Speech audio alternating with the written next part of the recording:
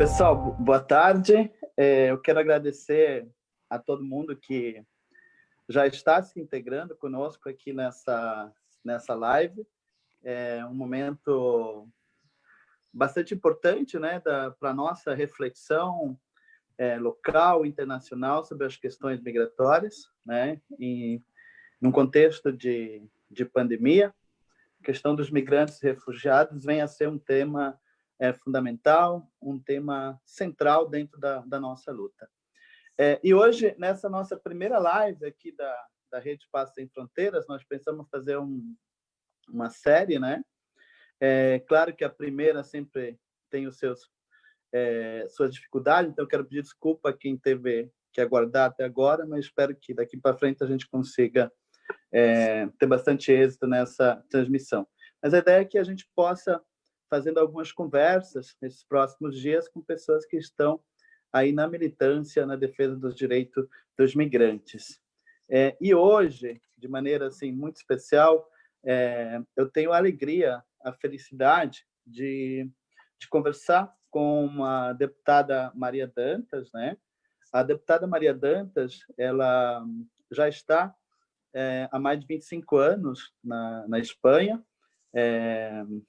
Maria Dantas, que chegou na Catalunha, em Barcelona, como migrante, né? E que batalhou junto aos migrantes mesmo, né? Na luta coletiva, nas lutas feministas, nas lutas de todos os movimentos sociais dessa região da Espanha, né? E com isso ela acabou indo para o Parlamento Espanhol, né? A Maria Dantas também tinha entre as suas bandeiras de luta sempre a defesa da justiça por Marielle, né? Então, para nós é uma alegria muito grande, e a ideia é que nessa live de hoje a gente possa conversar um pouco sobre a trajetória da deputada Maria Dantas, né? Ela faz questão de dizer que ela defende pautas coletivas, que ela atua junto aos movimentos sociais, portanto, não é uma pauta individualizada que ela leva para o parlamento, mas que reflete o conjunto das lutas sociais. Mas a gente vai conversar um pouco também sobre a sua trajetória, sobre a campanha que hoje está presente na Espanha de regularização já. Maria Dantas, ela defende uma campanha para que não fique ninguém de fora, para que todos os imigrantes sejam regularizados. E, no final, também discutir um pouco sobre essa questão da política, como é que uma migrante foi parar no parlamento espanhol. Essa escolha também pelo caminho da política. Então, é uma alegria muito grande. Eu não sei se a Maria Dantas já está aí, online, já está, né? Então, assim, que você seja bem-vinda. E para início de conversa, eu gostaria mesmo que você já se apresentasse e falasse um pouco dessa tua trajetória. Bem-vinda. Muito obrigada, Paulo. Para mim é um prazer imenso estar aqui conversando com você, que para mim é um grandíssimo referente nesse tema, na pauta dos direitos humanos, na pauta da defesa dos direitos das pessoas migrantes, das pessoas refugiadas. Você tem uma trajetória muito bonita, e para mim é um grande prazer estar conversando com você sobre esse tema. Bom, eu quero falar um pouquíssimo de mim. Eu sou uma brasileira mais, uma nordestina, Cabra da Peste, filha de Aracaju, Sergipe, de família humilde, e que fiz a minha faculdade lá em Aracaju, me formei em Direito e vim para aqui. Juntei os meus trapinhos, o pouco dinheiro que eu tinha, minha família também me ajudou, vim para aqui para fazer o curso de segundo e terceiro ciclo, acabei, tive 2 filhas aqui, também tenho um filho que mora em São Paulo, no Brasil, e há 25 anos eu moro aqui, eu tenho 50, e há 25 anos eu moro aqui, e há 20 anos eu comecei a militar, não gosto dessa palavra, mas vou utilizar, nos movimentos sociais de base. Tudo começou na Associação de Mães e Pais de Alunos da escola das minhas filhas, há 20 anos atrás, há muito tempo atrás, que eu me dei conta, não só eu, mas outras mães e outros pais migrantes, nos demos conta naquela época que a nossa representatividade quantitativa era alta, só que não estávamos representadas essas unidades familiares nos conselhos das AMPAs, que eram as associações de mães e pais de alunos. Então, começou aí, fizemos uma chapa, ganhamos e fizemos uma... Começamos aí, muitas também em coletivo, e aí já não parou, já não parou. Também pela necessidade, porque eu sou... eu não vou dizer o verbo sofrer, porque o verbo sofrer é um verbo que eu prefiro não utilizar. Eu passei por diversas etapas na minha vida e também passei pela lei de estrangeria, estive muitos anos aqui, morando na Espanha sem a documentação. Eu sei o que ter medo de andar na rua, né, para não ter um processo de expulsão. E isso que eu sou branquinha, não sou negra, né? Porque as minhas amigas e os meus amigos negros, além desse temor, desse medo à irregularidade administrativa, também sofrem o racismo, ou a islamofobia, ou a transfobia, né? Etc. Então é isso, 20 anos nas lutas, nos movimentos sociais e fazendo um trabalho sempre em coletivo. Não, nunca estive sozinha, sempre em coletivo, e tem muita brasileira aqui que está fazendo isso também, que leva muito tempo fazendo isso. Porque eu estou aqui há 25 anos, né? Mas tem gente que está há menos tempo, que também faz. Eu agora, para citar, eu citaria, por exemplo, a Mariana, que leva pouquíssimo tempo aqui e já está metida em todos os movimentos sociais, é uma jurista também, muito boa. Maria Badet, que leva muito tempo aqui, que também a vida toda tratando com temas de imigração, e agora aí com a Casa da Gente, com uma associação para dar um apoio ao pessoal do Brasil, sobretudo em matéria de gênero. A Dai, na capoeira, também a Dai Sombra, a Ana Bárbara, a Drica, tem muita gente brasileira, muitas mulheres brasileiras, a Marta Orsini, que estão com o tema de gênero, com o tema de migrações, Paulo, ou seja, é um trabalho em coletivo, realmente.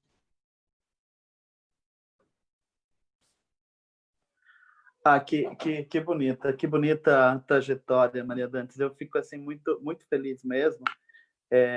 E você sabe, eu também tive uma história de migração, né? Eu morei 22 anos no Paraguai, depois completei 22 no Brasil, e para não desempatar eu saí, né?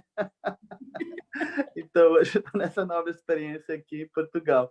Eu queria agradecer nossos companheiros que estão aqui, companheiros que estão participando da nossa live, né? Então aqui está, mandar um abraço para a professora Tatiana, lá da Universidade Federal do Paraná, a Simone Rossi, também pesquisadora, pesquisa tráfico de pessoas, está aqui em Lisboa, a Adriana, de Buenos Aires também, a Luísa, que está nos ajudando aqui nessa live, Mariana Araújo, que você acabou de mencionar, Maria Aparecida, Cristiane, né? Então, assim, bacana, gente, muito obrigado pela participação de vocês, compartilhem aí, né? E vamos tornar esse debate ainda mais rico. Deputada Maria Dantas, você escreveu um artigo para o Público esta semana, né? Eu acho que isso seria assim o eixo assim principal dessa nossa conversa, né? Nesse artigo, você fala que a pandemia, né, do coronavírus nos oferece uma ocasião, né, uma oportunidade para fazer uma reflexão crítica, né, sobre a realidade atual. E aí você menciona que na realidade da Espanha, por exemplo, os ricos acumulam 1 de cada 4 euros, né? Onde mais de 40 mil pessoas vivem em situação de pobreza extrema, né? e são mais de 12 mil pessoas em situação de exclusão, 12 milhões de pessoas em situação de exclusão social, né? E dentro desse contexto, né, que aí estão os imigrantes, e você menciona uma série de grupos de imigrantes, seja os jornaleiros, que são os trabalhadores, né, do campo, os manteiros, que eu acho que são os camelôs, né? Essa é uma realidade muito forte nos grandes centros, nas grandes cidades. E aí você apresenta algumas medidas para o parlamento espanhol, justamente procurando atender de uma forma integral, transversal, né, a todas essas pessoas. Então, eu gostaria que você falasse um pouquinho de quais são essas medidas, né, e para que a gente possa, depois, no próximo momento, a gente aprofundar as propostas do regularização já. Ok, eu queria deixar claro que, por mais que eu venha dos movimentos sociais, que eu ainda estou nessa fase de adaptação, eu acredito que todo político e toda política que é novata, né, tem essa fase de adaptação. Eu fui eleita no dia 28 de abril do ano passado, para a 13ª legislatura, ela não vingou, não houve governo, houve novas eleições no dia 10 de novembro, e eu voltei a ser eleita, ou seja, fui deputada 2 vezes no ano, né? Então, basicamente, não houve, Paulo, trabalho realmente correto, né, do Parlamento, do Congresso da Espanha. Então, realmente, assim, a questão da adaptação entre a saída de 20 anos de rua, de movimento social de base, de muitas plataformas, entidades, associações, coletivas, etc., para encarar um trabalho da institucionalidade, como é o Congresso de Deputados, é complicado. E eu tenho certeza que por isso também passou a Ada Colau, que a Ada Colau também saiu dos movimentos, né, da PAI, e foi para ser prefeita de Barcelona. Ela também, com certeza, passou por esse processo, e muitas outras pessoas que saíram dos movimentos sociais. Então, nesse sentido, eu estou nesse estágio assim de adaptação, e espero nunca tirar o pé da rua. Isso realmente eu nunca vou tirar, porque esse trabalho aqui eu encaro, Paulo, como algo passageiro, né? É uma espécie de ferramenta que eu decidi, depois de muitos anos, utilizar, já que eu tinha tentado nas ruas, e eu realmente acho que a gente não tem que estar brigado com a política institucional. É muito importante o trabalho das ruas, mas essa união entre o trabalho dos movimentos sociais, empurrando tanto o legislativo, quanto o executivo, quanto o judiciário, é importantíssimo. Dito isso, todo este tema da regularização já, é um trabalho de anos e anos e anos e anos dos movimentos sociais. E aqui, sim, eu me incluo. Em Barcelona, quando houve o boom da crise dos refugiados no mundo inteiro, sobretudo aqui na Europa, na ilha de Lesbos, na Grécia, e etc., aqui também na fronteira sul da Espanha, que você conhece muito bem, que é uma das entradas à Europa. Houve uma grande manifestação aqui em Barcelona, com mais de 600 mil pessoas, que se chamou Casa Nostra, Casa Vostra, né? A nossa casa é a sua casa. Então, a partir daí, foi criado algo muito bonito na Catalunha, que se chamou Coordenador Obrim Fronteiras. Uma coordenadora, abramos as fronteiras, né? Então, que nesse espaço de confluência de dezenas de outras plataformas pró-direitos humanos. Estamos falando sindicatos, partidos políticos, grêmios, corporações, associações de imigrantes. É realmente um espaço muito heterogêneo. Então, a pauta da regularização já leva anos sendo reivindicada pelos movimentos sociais. Também, quando houve a regularização, porque não é a primeira regularização que se pede, né? Já houve regularização na época de Aznar, na época do Partido Popular, já houve uma regularização, uma grande regularização de mais de 700 mil pessoas na época de José Luís Rodrigues Zapatero, na época do PSOE. Aquela época, realmente, ela foi empurrada pelos movimentos sociais, inclusive por uma ação específica, que foi uma ação de ocupação das igrejas aqui em Barcelona. Ocuparam o movimento Papeles para Todos, Papeles para Tothom, que depois se conformou em uma associação, Papeles para Tothom, ocuparam os imigrantes ocuparam as igrejas, centros cívicos, então eram milhares de pessoas. E o governo teve que regularizar as pessoas. Por que eu faço essa contextualização? Porque isso não nasce do legislativo, isso não nasce aqui no Congresso Espanhol. O Congresso Espanhol está sendo empurrado, e o Executivo Espanhol está sendo empurrado pela situação terrível de quase 1 milhão de pessoas, que é verdade, ou seja, não podemos ter esse dado, porque tem muita gente que não está empadronada, que não está censada aqui, então é difícil. Por exemplo, a gente vai no IPEA espanhol, que é o INE, Instituto Nacional de Estatísticas, não? Então a gente vê o número de população imigrante aqui da Espanha, que agora mesmo somos mais de 5 milhões de pessoas, num país de 47 milhões, mais ou menos. Só que existem muitas pessoas que não estão censadas, né? Na Catalunha se passa a mesma coisa, né? Nós entramos no IDESCAT, que é o IPEA do Brasil na Catalunha, e acontece a mesma coisa. Portanto, são milhares de pessoas que moram aqui, não me incluo, porque eu já tenho a nacionalidade, já sou, nesse sentido, uma privilegiada, mas depois de quase 3 décadas, né? Então, durante essas 2 ou 3 últimas semanas, foi acelerado o tema desse clamor dos movimentos sociais, né, da coordenadora Ubrim Fronteiras, para a regularização das pessoas migrantes em situação de vulnerabilidade, de precariedade, todas as pessoas sem papéis, os famosos, que não existe imigrante, não existe pessoa ilegal, mas como se costuma dizer, os imigrantes ilegais, né?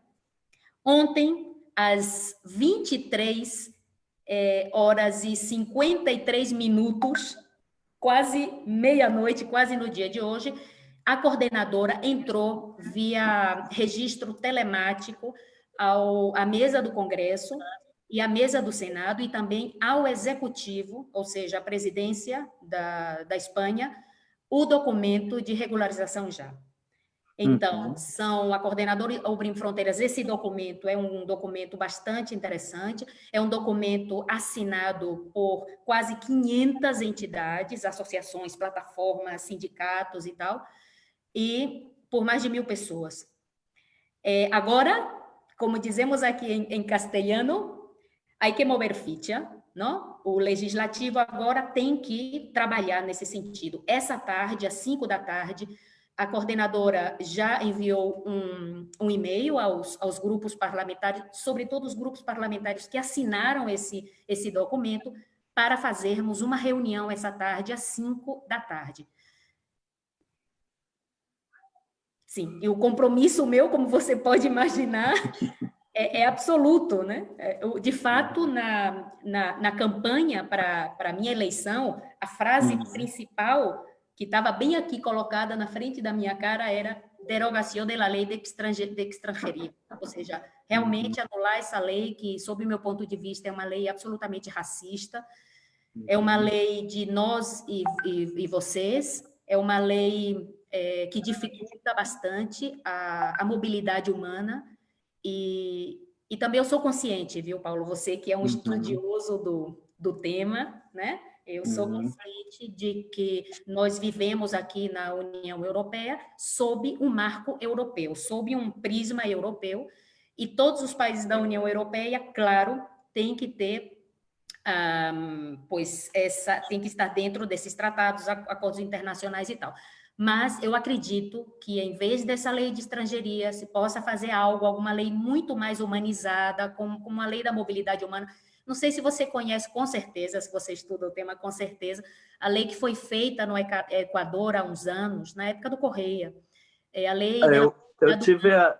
eu tive a honra, naquela época, a ministra Lorena Escudero, né, que criou o princípio do passaporte universal, Ai, sim. incluiu na Constituição do Equador o princípio da cidadania universal. Eu tive a honra de ter colaborado muito com o governo do Equador naquela época, né, em que se criou também o programa Bem-vindos à Casa, como uma alternativa aos programas de retorno voluntário, né?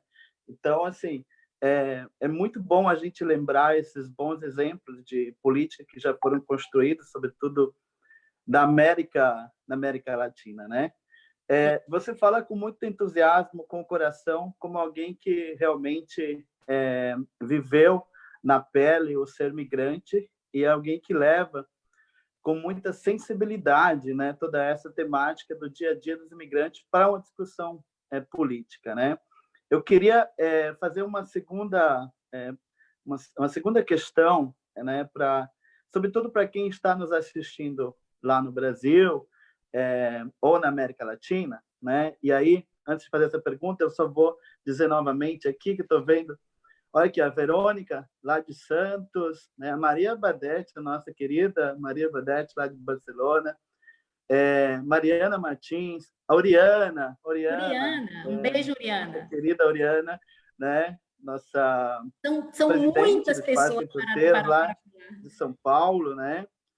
André de Setúbal, Elisângela Lisboa, aqui, Aline do Recife, Thaís de Paris, né? A Oriana diz assim, mulheres que dão orgulho, né? Como você, Oriana. Andréa está tá lá em Londres, né? Maria de Barcelona, Lyon, na França, Cíntia de Lisboa, Fabiana de Madrid, Maria Aparecida de Barcelona, Viviane Ávila de São Paulo, e aqui vai, né? Olha só, muita gente de vários lugares. Obrigado por nos acompanharem aqui. Olha, Carlos também de Lisboa, Carlos aqui, jornalista, né? Olha aqui, a Judita lá de Bolonha, na Itália também, a Mônica de Lisboa, a Gláucia Cascais, né? Minha vizinha aqui, o Carlos também aqui, pessoas aqui do nosso querido coletivo aqui de Cascais, né? Então, gente, muito, muito obrigado. Mas eu queria, Maria Dantas, ainda você não, ainda nesse artigo, eu queria ler uma frase que você cita aqui, que é los nadies, los ningunos, los ninguneados, né? Corriendo la liebre, morrendo la vida, jodidos, rejodidos, que não são, aunque seja, né? Que não são, mesmo que sejam. Grande e aí, Gatano. Né? Como você já mencionou a diretiva da União Europeia, acho que uma das questões que é importante que as pessoas que estão nos acompanhando, sobretudo da América Latina, é esse conceito que existe na União Europeia dos centros de internamento de estrangeiros, né? E os centros de instância temporal de imigrantes. Você poderia falar um pouquinho sobre isso, né? Porque são espaços conhecidos muitas vezes de violação aos direitos humanos.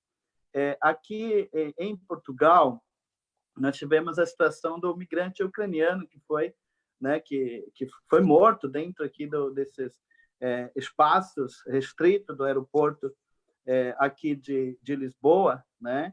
E a gente tem acompanhado, né, muitas situações, não só daqui, mas também da Espanha, da França, de outros países da União Europeia, onde as pessoas realmente sofrem violações aos direitos humanos, principalmente nesse momento de pandemia, que muita gente não conseguiu entrar, o que quis ir embora também não conseguiu sair. Acho que congelou. Aqui, já Agora está. sim. Agora sim. Pronto. Ok. Pois, é claro,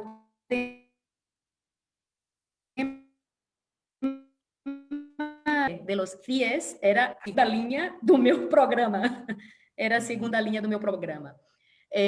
Eu sempre disse, Paulo, que os centros de internamento de estrangeiros, sempre falei, inclusive falei para o ministro Grande Marlaska, o ministro de Interior, que, sob o meu ponto de vista, são Guantánamos no território espanhol, são verdadeiros Guantánamos, são prisões, mesmo que o Ministério de Interior, mesmo que o governo, né, os sucessivos governos não considerem os CIES como prisões, né? Mas se você for no organigrama, vê que o Ministério de a Espanha e também para os CIES. Então, sim que são prisões, né? O que foi na minha para que o povo entenda.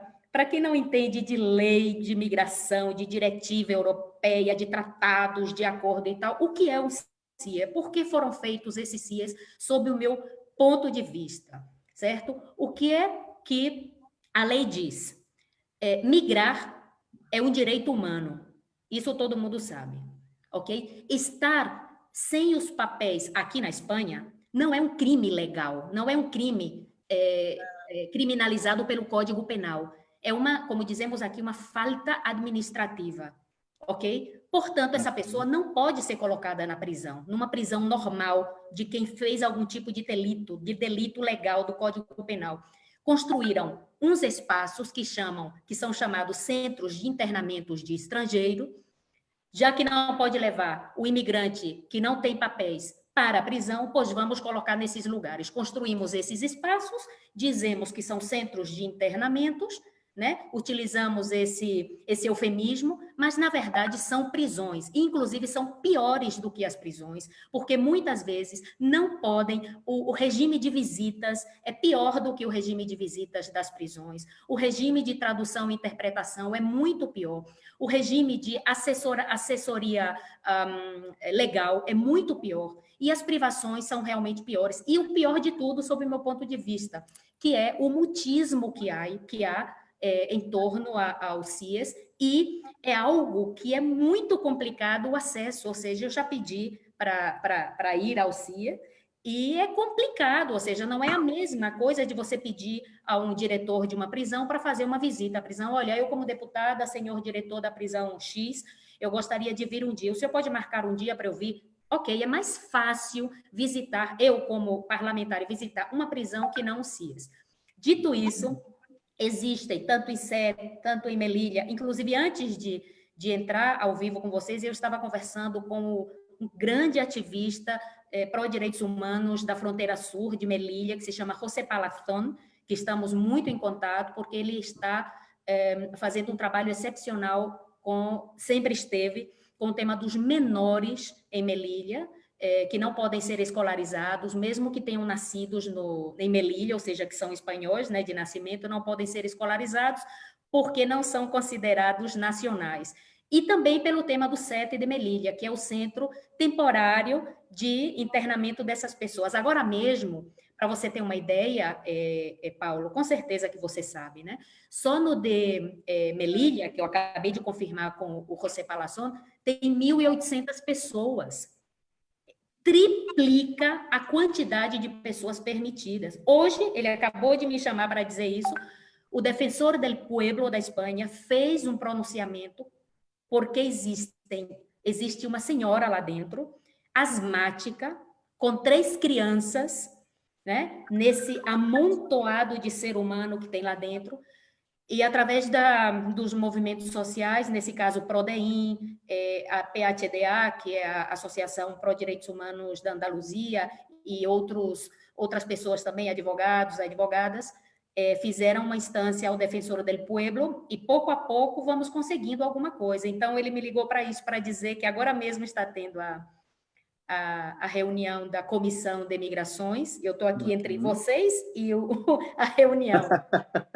Pois é isso, é uma coisa terrível que existe aqui. As pessoas na América Latina muitas vezes pensam que é um oásis, que a Europa é um oásis, que é uma terra de direitos humanos. Sim, existe essa terra de direitos humanos na Europa, que eu gosto muito, Mas existe essa outra parte que é terrível, que é realmente... Existem pessoas que morreram dentro do CIES.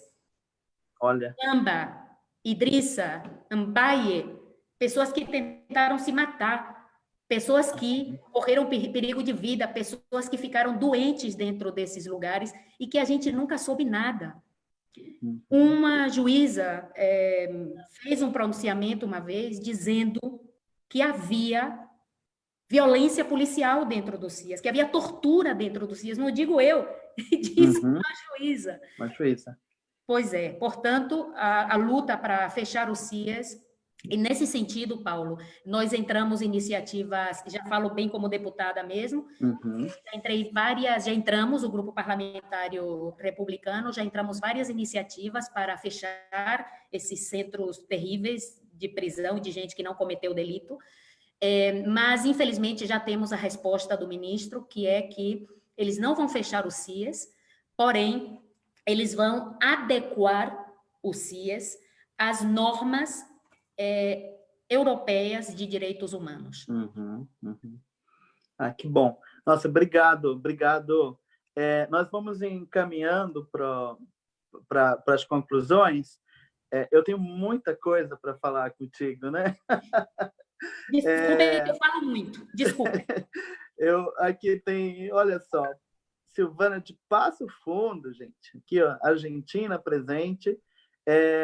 Eu depois tenho mais duas questões para a gente fechar, mas eu queria te repassar aqui uma pergunta da Mônica Braga, que é aqui de Lisboa também, que pesquisa migração.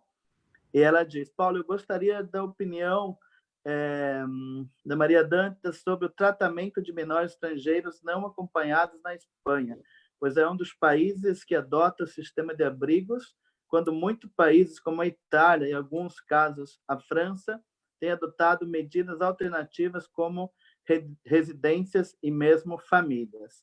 Então, se você puder comentar rapidinho essa questão, aí depois eu passaria mais duas para a gente ir para a conclusão.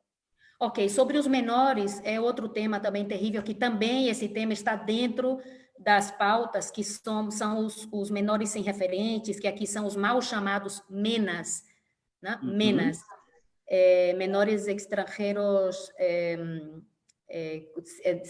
não acompanhados, né? Que é um termo pejorativo. São jovens, são adolescentes ou crianças ou jovens e que entram aqui muitas vezes não, quase 100% das vezes, sem a documentação, porque eles sabem, se tiverem a documentação, em muitos casos é pior. Então, muitas vezes a polícia, agora eu já estou falando como ativista mesmo, porque passou pela minha mão, passou pela mão das entidades das quais eu formei parte, de menores de idade de 16 anos, de dizer à polícia na fronteira sul: olha, eu tenho 16 anos, e a gente vê lá que a polícia coloca para ele ter justo no dia 1º de janeiro do ano tal para ter 18 anos. Então, essas pessoas, quando chegam aqui, elas aqui na Espanha, a lei diz que elas têm que ir por um caminho diferente, né? Então, esse caminho diferente são os centros de acolhida. A ver, eu estou falando de forma teórica, porque na prática a coisa é muito, muito diferente, entendeu? Teoricamente, esses menores, a lei diz que eles devem ser tutelados pelo Estado espanhol, eles devem ficar lá. A lei também diz que, enquanto eles estiverem nesses centros de menores, esses centros de acolhida, o Estado deve proporcionar formação, a aprendizagem da língua, não só da língua castelhana, mas da língua da comunidade onde esteja também, nesse caso, né? E começar também a fazer a gestão da residência, da tarjeta, do cartão de residência para esse menor. Aqui está algo que é inumano. É inumano o que acontece na Espanha hoje. Quando ocorre tudo corretamente, dentro do que diz a lei, esse menor, quando cumpre 18 anos, ele é colocado para fora, porque, segundo a lei, claro, essa pessoa já é maior de idade, o Estado já não tem a tutela desse menor. Portanto, esse menor sai desses centros, ou deveria sair desses centros, com um cartão de residência, porém, esse cartão de residência não dá direito a trabalhar. É terrível. A Espanha diz, tá bom, você tem aqui o documento e você pode morar aqui, a gente não vai expulsar você. Agora, você não pode... Uhum.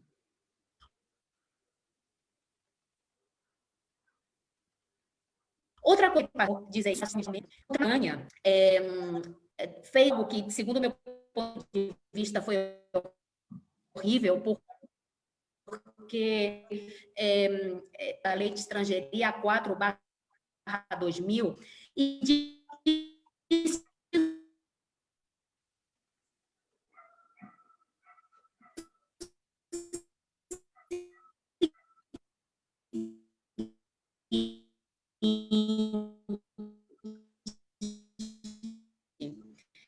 que 540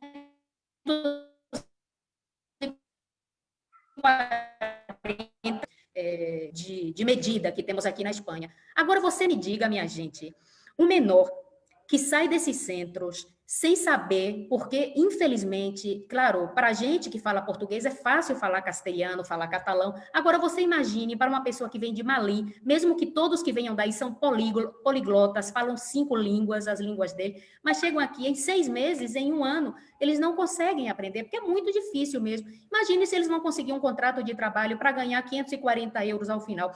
Era uma das principais travas, não sei se diz travas em português, para conseguir regularizar a situação dos menores, dos ex-menores migrantes aqui na Espanha. Então, é importante dizer que ontem, pelo menos, o ministro de Migraciones se comprometeu a anular, a modificar essa interpretação do Tribunal Supremo e retirar essa exigência de 540 euros e, em muitos casos, de 1.200 euros, se é pelo regime geral, dessas pessoas. Portanto, se isso é verdade, se o ministro realmente, no Conselho de Ministros dessa semana, sabe defender isso bem, já teremos uma trava a menos.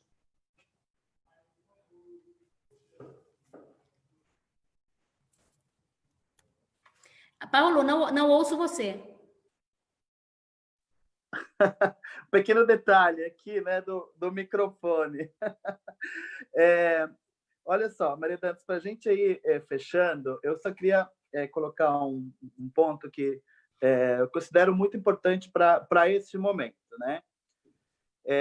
No Brasil, teve o decreto de ajuda emergencial para os migrantes, né? Que retoma o princípio de uma lei do nosso querido guerreiro, batalhador Eduardo Suplicy, da renda básica da cidadania, né? Que, aliás, dá um abraço para o Suplicy, ele sempre acompanha o nosso trabalho de migração. Tô fã do Suplicy, fã. Maravilhoso. No entanto, há uma trava, né, que é o CPF, então muitos migrantes não estão conseguindo. Aqui em Portugal, né, o governo português decidiu também emitir um decreto regularizando, pelo período da pandemia, todos os imigrantes que estão com processos no CEF, que é o Serviço de Estrangeiros, né? E reconhece o direito universal a todas as pessoas, independente da sua situação migratória. No entanto, a gente vai ver que, na hora de acudir aos benefícios, não é bem assim, né? Que sempre tem alguma questão burocrática que acaba impedindo, né? Então, eu acho que falta um pouco, por parte dos governos, ter um diálogo maior, né, com o movimento social, com os migrantes, uma maior sensibilidade, de forma que essas medidas que estão sendo tomadas em tempos de pandemia, realmente ela possa, né, como você diz no seu artigo, incluir a todos, que não fique ninguém de fora. Então, acho que esse é um grande desafio. E aí, assim, para a gente concluir, eu gostaria que você só fizesse um comentário sobre essa ideia de incluir a todos, e se você pudesse fechar, né, com uma mensagem, porque você, como migrante, né, batalhador, advogado, ativista, decidiu entrar para a política, fazer da política uma ferramenta, né, de ação pela transformação da sociedade. E eu acho que esse é um grande desafio para o movimento de imigrantes. Né? Se nós consideramos hoje no mundo, somos mais de 300 milhões de imigrantes, e são pouquíssimas as pessoas, né? E quando falamos de mulheres, ainda menos, que ocupam espaço decisivo dentro da política, seja no executivo ou principalmente no legislativo. Então, gostaria que você fizesse esse comentário para que a gente pudesse já ir fechando essa nossa live, porque o Zoom daqui a pouco começa a nos congelar aqui, né? Eu vou tentar ser bastante, resumir bastante, porque eu sou muito prolixa. Bastante prolixa, porque para responder isso eu tenho que fazer um contexto incrível, né? Então, sobre o tema da renda, é básico, de fato é um tema de sempre, inclusive na época do 15M, era o tema, a renda básica, né, universal, a renda mínima universal. Isso tem que ser não só para a época emergencial, tem que ser para sempre. E não digo eu, inclusive, já está falando uma revista super comunista, um jornal super comunista socialista, que é o Financial Times. Né? Inclusive, até o Financial Times já está falando disso.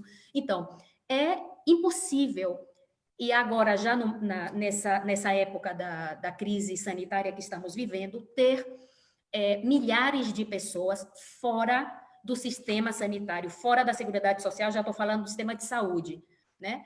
A Espanha tem, teoricamente, foi aprovada a saúde universal. Aqui, teoricamente, qualquer pessoa com ou sem papéis, nascida aqui ou nascida na China, em qualquer parte do mundo, pode ser atendida. Outra coisa é a realidade. Eu estou falando a teoria, ok? Estou falando a teoria. Portanto, é importantíssima a renda universal. A gente sabe perfeitamente, inclusive pegando pelos gráficos. Hoje, minha gente, vocês entrem no diário, na revista Crític, El Sentit Crític, aqui da Catalunha, que fez um mapeamento fantástico dos bairros de Barcelona mais atingidos pelo coronavírus, inclusive por gênero, fez um mapeamento por gênero. A gente pode ver também a gente está vendo aí em Nova York, quem mais foi contagiado, né? Os afro-americanos e os hispano-americanos. Então, é importantíssimo, porque o coronavírus tem muito a ver com classe, porque as pessoas que podemos ficar em casa somos as pessoas que temos trabalho, e normalmente as pessoas que temos trabalho somos as pessoas ou que nascemos aqui, que nascemos aqui, ou pessoas que já temos a nacionalidade ou residência e podemos trabalhar. Portanto, as pessoas migrantes e ainda mais as que estão em irregularidade, em processo de irregularidade sobrevenida, que dizemos aqui, que já teve alguma vez a residência, mas perdeu porque perdeu o emprego, e as pessoas que nunca tiveram os papéis, que são milhares de pessoas, estão agora mesmo numa situação, já não estão em situação de vulnerabilidade, já estão em situação assim periclitante, tem gente passando fome. Eu trabalho 20 horas por dia aqui. Eu recebo e-mails, uma avalanche de e-mails, e é uma impotência terrível. Essa renda deve obrigatoriamente que ser aprovada. Hoje tivemos uma sessão de controle no Congresso, pedimos outra vez, exigimos outra vez, não só o grupo parlamentar do qual eu faço parte, mas outros grupos também e outros partidos políticos, por favor. Inclusive o Pablo Iglesias, ele na semana passada, na reunião, ele realmente quer fazer sair adiante esse tema, mas infelizmente existe algo aqui na Espanha que se chama COE, existe algo também que se chama IBEX 35, no Brasil seria Fiesp. Então aqui o governo da Espanha, pela primeira vez um governo de coalizão e pela primeira vez um governo de talante, como se diz isso, talante em português, Paulo, talante, progressista, porque temos aí Unidas Podemos no meio, esperamos e exigimos que realmente seja feita a renda básica, mas não somente agora, para continuar. E já falando, não gosto de falar muito de mim, mas em vez de falar de mim, porque eu entrei na política, eu vou fazer um chamamento uma crida, como dizemos em catalão, né? Uma chamada em castelhano a todas as mulheres migrantes, a todas as pretas, a todas as trans, a todas as boieras, a todas as racializadas, as indígenas, todas as pessoas migrantes, as mulheres migrantes. Queremos deixar de ser, Paulo, objetos. Não queremos que falem de nós. Nós temos voz, temos ouvido, temos cabeça, temos braços, portanto, somos sujeitos políticos.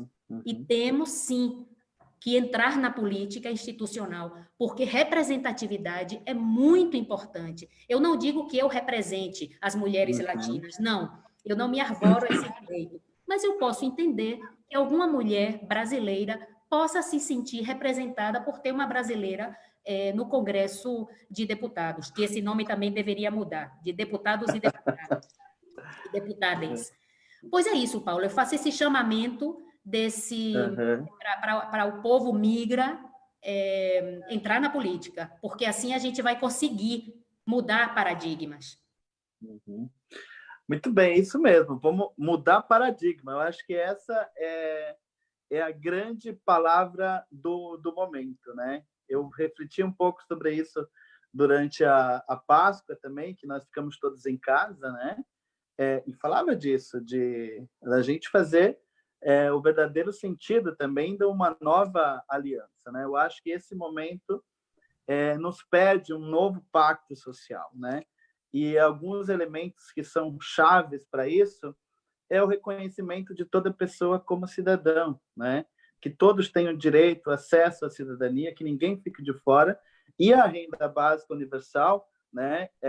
Que eu ouvi muito o Suplicy, eu trabalhei 2 anos com o Suplicy, então você imagina quantas vezes eu ouvi o Suplicy falar da renda básica da cidadania, né? Você pode dizer para o Suplicy, Paulo, você pode dizer para o Suplicy que eu mando um beijo para ele, que eu sou fã dele, por favor? Tá bom. Eu acho que isso é uma grande conquista. E aí, só para a gente fechar, eu tinha mais perguntas. A Mônica pedia sobre o acordo Espanha e Marrocos. Acho que isso a gente pode falar em outro momento. E a gente pode responder por escrito também. Respondemos por escrito aqui. Oriana Rara, lá de São Paulo, excelente que se repita o encontro, né? Silvana de Passo Fundo, Darlene Batista, boa tarde, companheiros de luta. Nós, olha aqui, ó, que bonito. Nós, brasileiras que moramos na Espanha, estamos super orgulhosos de Maria Dantas. Ela é uma guerreira. Darlene, muito obrigada. Um beijo, meu amor. Oriana Contier, né? O tratamento dado aos menores tutelados aqui na Espanha, com toda certeza precisa ser revisado, né? Andréa, cheguei um pouco atrasado na live, desculpe, mas gostaria de entender melhor o que ela está falando. São os campos de refugiados na Espanha? Se for, poderia nos dizer? A gente responde, mas nós estamos falando dos centros de detenção, Andréa. Depois, né, que falaram dos centros de Melilla também, regularização já, bravos companheiros, querida Judita, né, lá de Bolonha, né, articulando o movimento social na Itália, né? Aqui a Mariana Araújo, exatamente, Paulo, na regularização, a portuguesa, muitas pessoas acabaram esquecidas e à margem dos benefícios. É justamente o ponto de partida que estamos usando nos grupos que estão elaborando as propostas de regularização massiva, né? Viviane, São Paulo, live maravilhosa com a Maria Dantas, parabéns, né? Que se repita. Helena, que lá de Passo Fundo, está aqui em Lisboa também, muito bom escutar e aprender com vocês. A Luísa, né? A Luísa que nos ajudou a acontecer essa live, sem ela não teria acontecido. Super dupla dessa conversa, façam mais vezes. Bom, gente, aqui tem bastante comentários, eu queria agradecer a todos vocês, é emocionante, né? Porque a gente, né, Maria Dantas, a gente acaba encontrando amigos aqui, né? Então, que a gente possa repetir mesmo isso. E aí eu deixaria, se você tiver mais alguma coisa que você gostaria de dizer para as pessoas que estão nos ouvindo. E, mais uma vez, assim, muito obrigado mesmo. Bom, obrigada, Paulo. Você, para mim, já falei antes, mas eu vou acabar dizendo isso, é um grandíssimo referente para mim. E é muito bonito estar conversando com você hoje sobre esse tema. E a gente vai continuar conversando, com certeza, porque eu já coloquei você na minha vida, ou seja, você já está Obrigado. dentro da minha vida.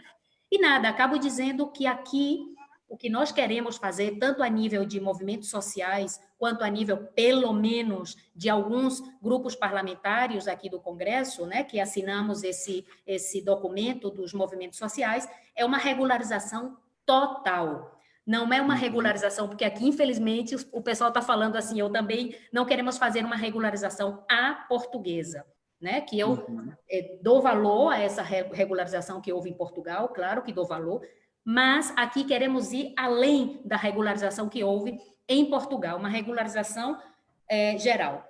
E acabo dizendo que eu sou muito feliz, muito contente de estar no espaço que é uma coordenadora também dentro do partido político onde eu estou, que é o Esquerda Republicana aqui da Catalunha, e é um espaço que se chama setorial, que agora é uma coordenadora de cidadania e migrações. Então, levamos 8 anos, muita gente imigrante, muita mulher diversa, fazendo um trabalho mesmo grande, e agora, no ano passado, conseguimos que 270 pessoas diversas, de origem diversa, participássemos das chapas.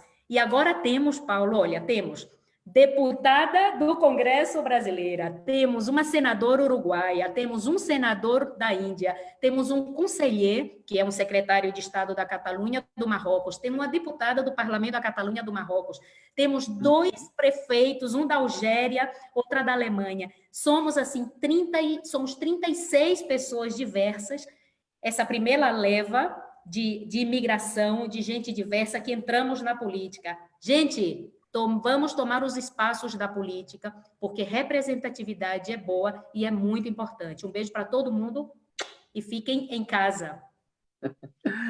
Um beijo, olha, muito obrigado, Maria Dantas. A Tatiana, né, professora da Federal lá do Paraná, ela falou da questão da violência de gênero durante esse período também. Muita gente aqui agradecendo, a Fátima Carvalho pedindo para a gente repetir mais vezes. Mas olha só, quem também nos ouviu aqui foi a Cíntia de Paula, né? A presidenta da Casa do Brasil, né? Então, a Cíntia está muito envolvida aí nessa luta, né, pela implementação do decreto e para que o decreto vá mais além, né? Ontem, inclusive, teve uma live muito importante que ela participou junto com a deputada Beatriz, onde trataram desse assunto. Então, eu acho, Maria Dantas, que nós aqui em Lisboa, nossos companheiros na França, na Itália, na Alemanha, na América Latina, o movimento também nos Estados Unidos, eu acho que cabe a nós, né, procurar os espaços de voz e, como você disse, né, que a gente seja realmente cada vez mais sujeito, né, cada vez mais sujeito dos nossos direitos. Então, assim, muito obrigado mais uma vez. Como você disse, você também já faz parte da minha vida e que a gente possa nos encontrar muito mais vezes. Então, muito obrigado. Exato. Stop Vox. E fora Bolsonaro, não só fora Bolsonaro, fora bolsomínios, fora tudo o que confluiu na existência desse governo do Bolsonaro. É isso aí. Pela defesa da vida, né? Então, muito obrigado. Obrigado a todos vocês que nos assistiram. Obrigado, Heloísa, Ilana, que deram uma força aqui para que pudesse acontecer. E assim a gente encerra, então, essa nossa primeira de uma série aqui de diálogos da Rede Espaço Sem Fronteiras. Muito obrigado. Tchau.